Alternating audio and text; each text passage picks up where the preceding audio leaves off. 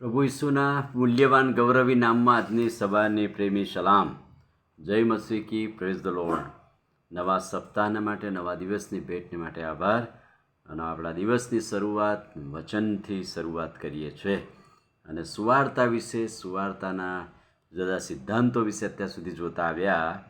આજનો જે વિષય છે, સુવાર્તાને સ્વીકારનાર લોકોની લાયકાત. સુવાર્તા જે લોકો સ્વીકારે છે, પ્રભુનું વચન જે સ્વીકારે છે, એ વચનોને સ્વીકારનાર વ્યક્તિ કેવી હોય છે?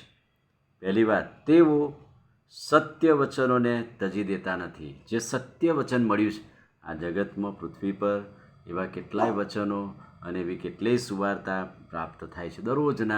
દરરોજની એડવર્ટાઇઝ હોય છે, પણ જે સત્ય વચન, પ્રભુના વચનો હોય છે, એ સત્ય વચનોને એ વ્યક્તિઓ તજી દેતી નથી. બીજો તિમોથી 1 અધ્યાય 13મું વચન, સંત પાઉલ તિમોથીને કહે છે, જે સત્ય વચનો તે મારી પાસેથી સાંભળ્યા છે તેને ખ્રિસ્ત ઈસુના વિશ્વાસમાં અને પ્રેમમાં પકડી રાખ. એટલે કે મારી પાસેથી સત્ય વચનો તારી પાસે આવ્યા છે, હવે તારે એને વિશ્વાસમાં અને પ્રેમમાં પકડી રાખવાના છે. એટલે જે સુવાર્તા સ્વીકારે છે તે સત્યને વળગી રહે છે. ગલાતી 1:8, જે કોઈ બીજી સુવાર્તા સ્વીકારે અને પ્રગટ કરે તો તે શાપિત થાવ. એટલે જે સત્ય સુવાર્તા છે, સત્ય વચનો છે, એ જ સાચા છે.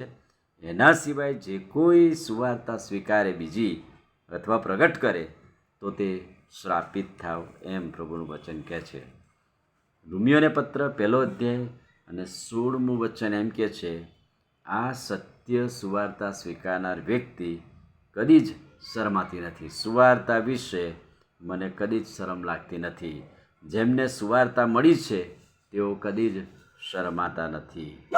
બીજો કોરિન્થી 9મો અધ્યાય અને 13મું વચન એમ કહે છે, તેઓ ખ્રિસ્તની સુવાર્તા પ્રત્યે આપેલી કબૂલાતને આધીન રહે છે. એટલે કે વળગી રહેવું, સ્વીકારવું અને આધીન રહેવું.